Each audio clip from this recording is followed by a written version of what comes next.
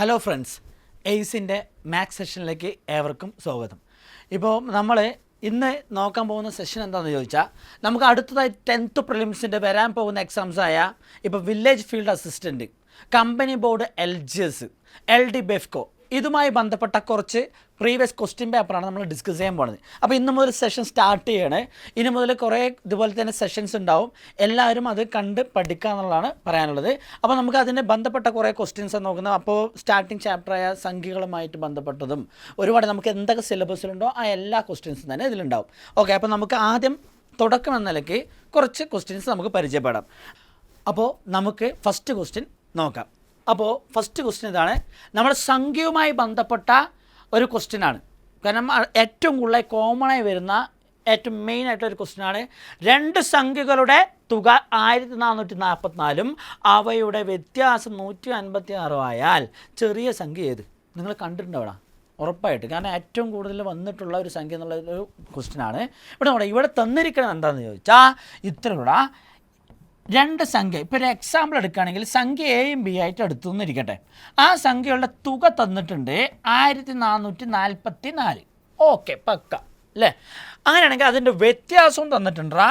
A - B സംഖ്യകളുടെ വ്യത്യാസം തന്നിട്ടുണ്ട് 156 ആയാൽ അതിൽ ചെറിയ സംഖ്യ ചെറുതാ ചോദിച്ചിരിക്കുന്നത്. അവിടെ ശ്രദ്ധിക്കണം കേട്ടോ.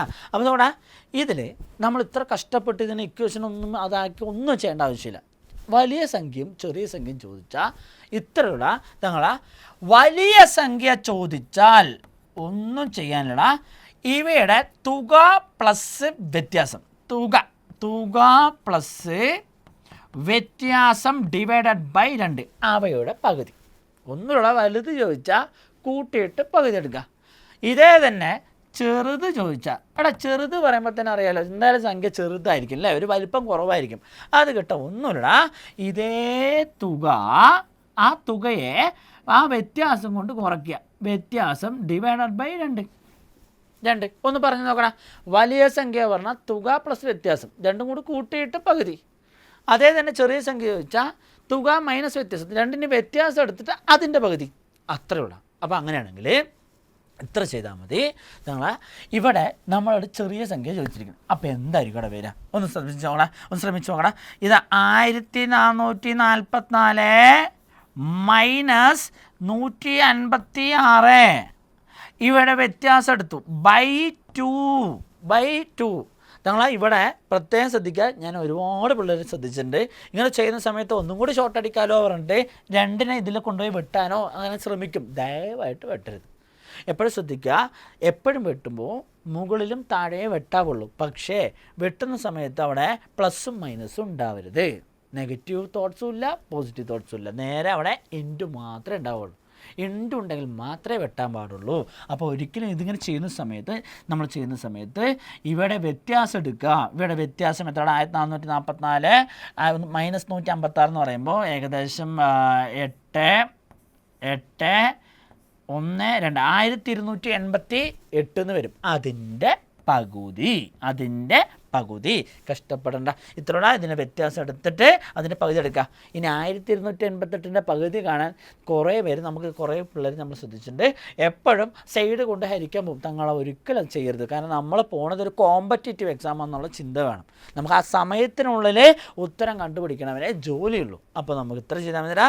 എപ്പോഴും ഒരു സംഖ്യയുടെ പകുതി എടുക്കാൻ ആ സംഖ്യ 2 ആക്ക്. നിനക്ക് ഇഷ്ടമുള്ള ഒരു കറക്റ്റായിട്ട് റൗണ്ട് ഫിഗർ പോലെ 2 ആക്ക്. എങ്ങനെ ആക്കാന്ന് ചോദിച്ചാൽ 1288 എനിക്ക് 1200 പ്ലസ് 88 മനസ്സിൽ വിചാരിച്ചൂടെ? നോക്കടാ, 1200ൻ്റെ പകുതി എത്രയാ? ഒന്നും നോക്കാനില്ല, 600. ഇതൊക്കെ മൈൻഡ് ചെയ്യേണ്ട കാര്യമാണ് കേട്ടോ. അത് നിങ്ങൾ അങ്ങനെ തന്നെ ചെയ്യണം, ഒരിക്കലും തെറ്റരുത്. 600 പ്ലസ് 88ൻ്റെ പകുതി നിങ്ങൾക്ക് കൃത്യമായി കിട്ടും. 88ൻ്റെ പകുതി എത്രടാ?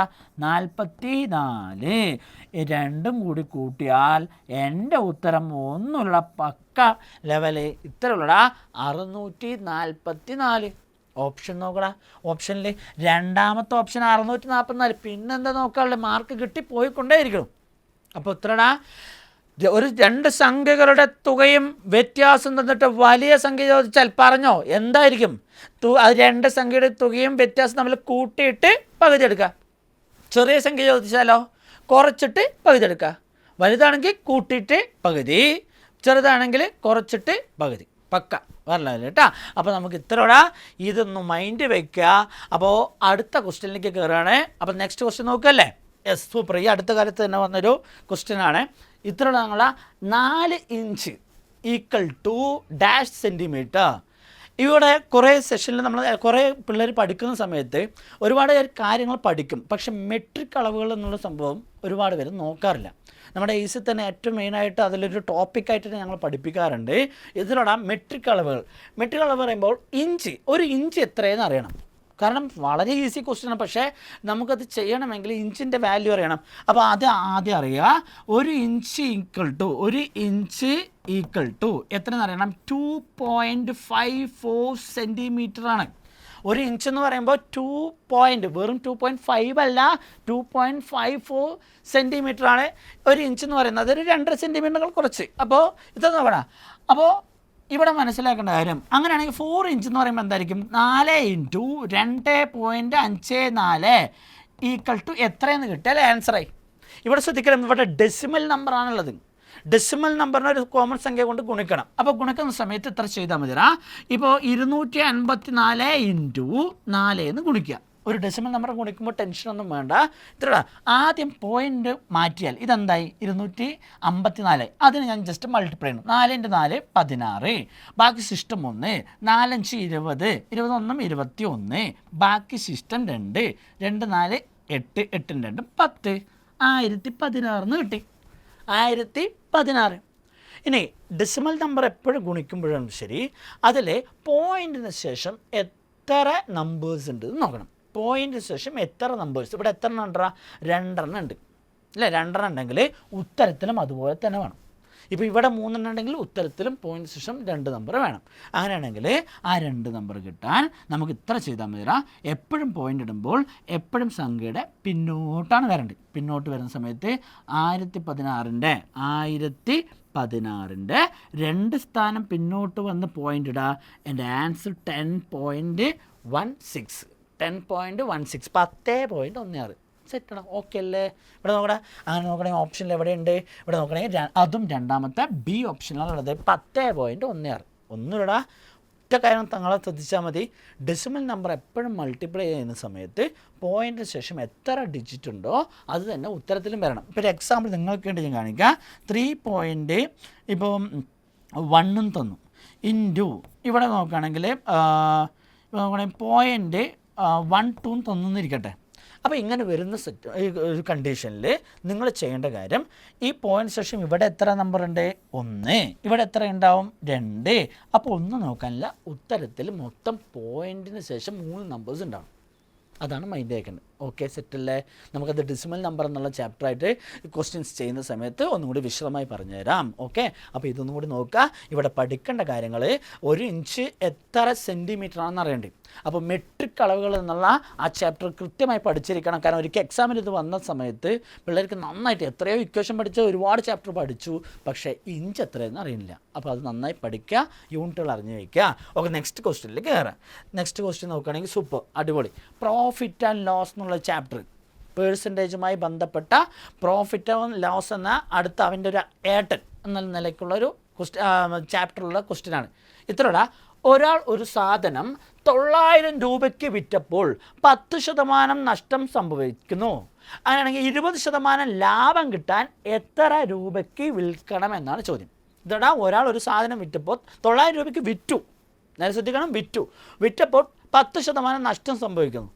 എങ്കിൽ 20% ലാഭം കിട്ടണം. എനിക്ക് ലാഭം കിട്ടണമെങ്കിൽ എത്ര രൂപയ്ക്ക് വിൽക്കണം എന്നാണ് ചോദിച്ചിരിക്കുന്നത്. ഒന്നുമില്ല, ഒറ്റ കാര്യം, പ്രോഫിറ്റ് ആൻഡ് ലോസ് വലിയ ടെൻഷനായിട്ടൊന്നും ചിന്തിക്കേണ്ട.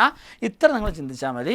നമ്മുടെ കയ്യിലുള്ള വസ്തുവിൻ്റെ യഥാർത്ഥ വില എപ്പോഴും 100% ആണ്. അതെന്ത് തന്നെ ആയിക്കോട്ടെ, ആ പ്രൊഡക്റ്റിൻ്റെ ഒറിജിനൽ വാല്യൂ എന്ന് പറയുന്നത് എപ്പോഴും 100% ആണ്. അതായത് ഇപ്പം നിങ്ങളിപ്പോൾ ഒരു വസ്തുവിൻ്റെ വില 700 രൂപ തന്നെ ആയിക്കോട്ടെ, അത് എത്ര ചോദിച്ചാൽ 100% ആണ്. ഇപ്പോൾ 865 രൂപ അതിരിക്കട്ടെ, അതിൻ്റെ എത്രയാണെന്ന് ചോദിച്ചാൽ 100% ആണ്. അപ്പോൾ അത് എപ്പോഴും മൈൻഡ് വയ്ക്കാം. അതുകൊണ്ട് അപ്പോൾ ഇവിടെ തന്നിരിക്കുന്ന സംഭവം, അപ്പോൾ നമ്മുടെ കയ്യിലുള്ള സംഭവം 100% ആണെങ്കിൽ ഞാൻ ആ 100% തന്നെ ഒരു വസ്തു വിറ്റാൽ എനിക്ക് ലാഭവും നഷ്ടവും സംഭവിക്കുമോ? ഇല്ല. ഞാനൊരു വസ്തു അതേ 100% വിറ്റാൽ ലാഭവും നഷ്ടവും സംഭവിക്കില്ല എന്നുള്ള മൈൻഡ് നിങ്ങൾ വയ്ക്കുക. ഇപ്പോൾ നോക്കണം, എനിക്കപ്പോൾ വസ്തു വിൽക്കുമ്പോൾ ലാഭം കിട്ടണമെങ്കിൽ സ്വാഭാവികമായിട്ട് എനിക്ക് ആ 100-നേക്കാൾ കൂടുതൽ വിൽക്കണ്ടേ? ഇപ്പോൾ ഞാനൊരു എക്സാമ്പിൾ പറയണമെങ്കിൽ ഒരു 30% ലാഭം കിട്ടണമെങ്കിൽ എനിക്ക് ഈ 100 എൻ്റെ മുതലാണ്, കൂടെ ഒരു 30 കൂടി കിട്ടണമെങ്കിൽ 130% വിൽക്കണ്ടേ? ഇപ്പം അതേപോലെ തന്നെ ഇപ്പോൾ എനിക്കൊരു സംഭവം നഷ്ടം സംഭവിച്ചു, എനിക്കൊരു 10% നഷ്ടം സംഭവിക്കണം എന്നിരിക്കട്ടെ. അപ്പോൾ ഞാൻ 100 തന്നെ വിറ്റാൽ എനിക്ക് ലാഭവുമില്ല നഷ്ടവുമില്ല. 10% നഷ്ടം സംഭവിച്ചു എന്ന് പറഞ്ഞാൽ എൻ്റെ അർത്ഥം എന്തായിരിക്കും? ഞാൻ 100 വിറ്റിട്ടില്ല. അപ്പോൾ വിറ്റത് എത്രയായിരിക്കും? 10 കുറച്ചിട്ടായിരിക്കും.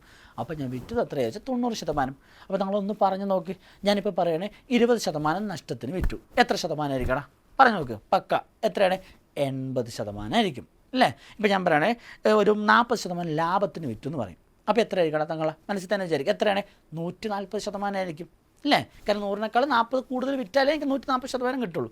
അപ്പോൾ ഇവിടെ ശ്രദ്ധിക്കണം, ഇവിടെ പറഞ്ഞ പോയിൻ്റ് എന്ന് പറഞ്ഞാൽ ഒരാളൊരു സാധനം വിറ്റു, 900 രൂപയ്ക്ക് വിറ്റു, 10% നഷ്ടം സംഭവിച്ചു.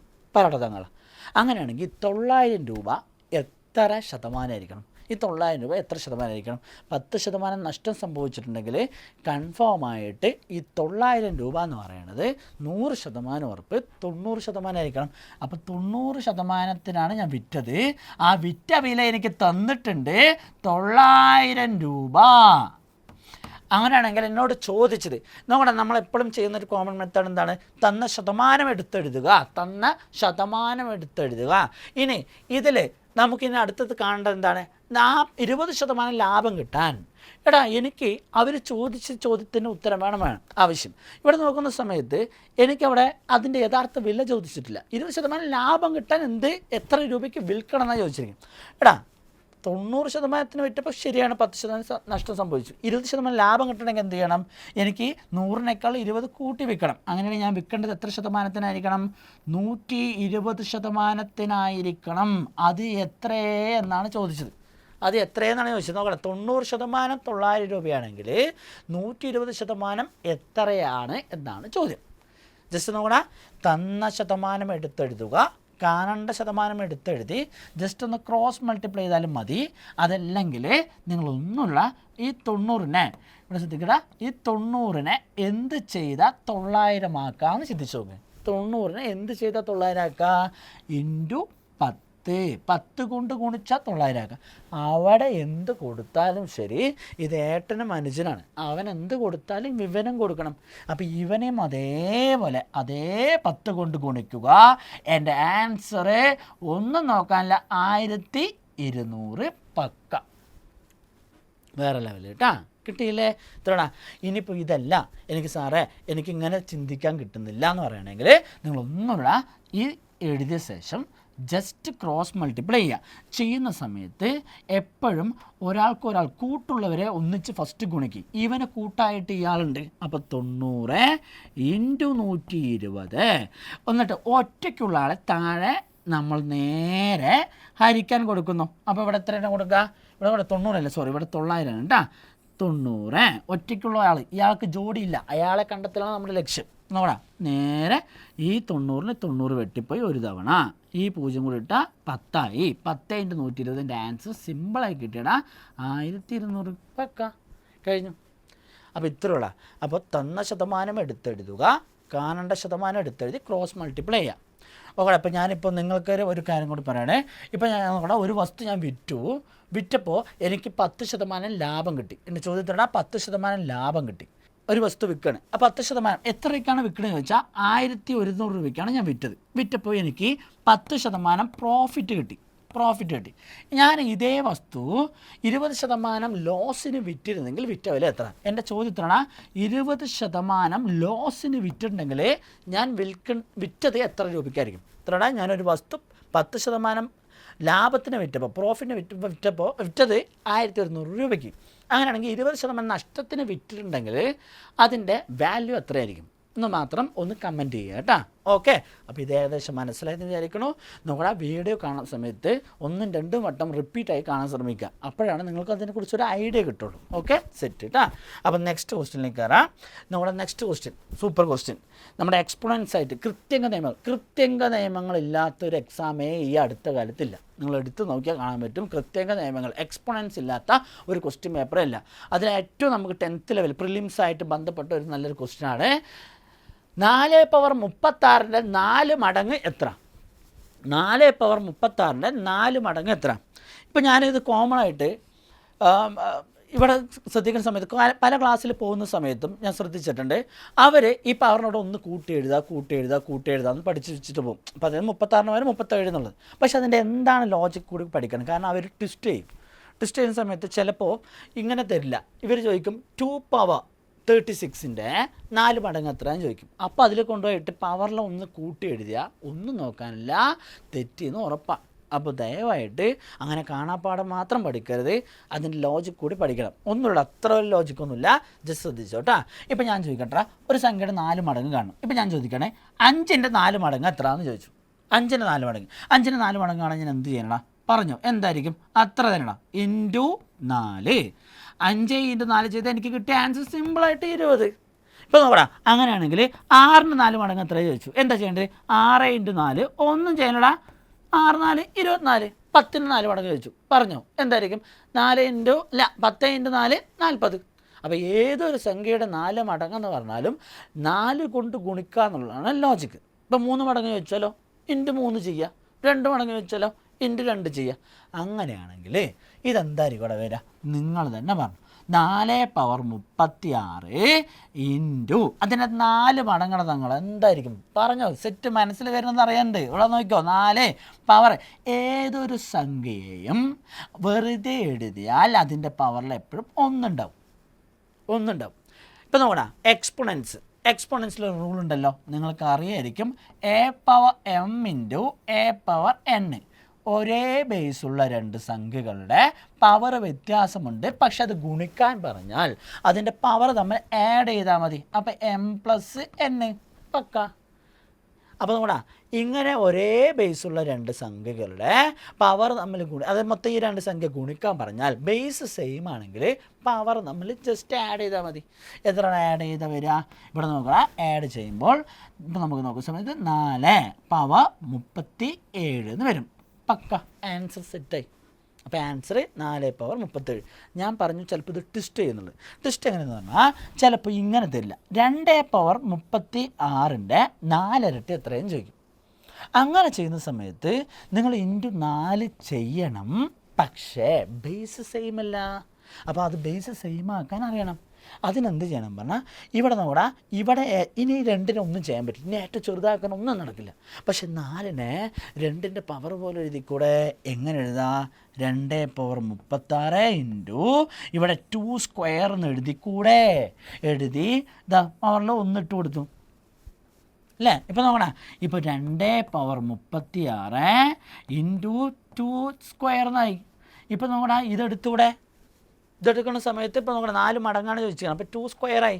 ഇപ്പോൾ ഇവിടെയും ബേസ് സെയിം ഇവിടെയും ബേസ് സെയിം ആണെങ്കിൽ 36ഉം ഈ 2 കൂടി കൂട്ടി എത്ര ആയിരിക്കും ആൻസർ? എനിക്ക് നോക്കാം, 2 പവർ 38 എന്ന് കിട്ടും.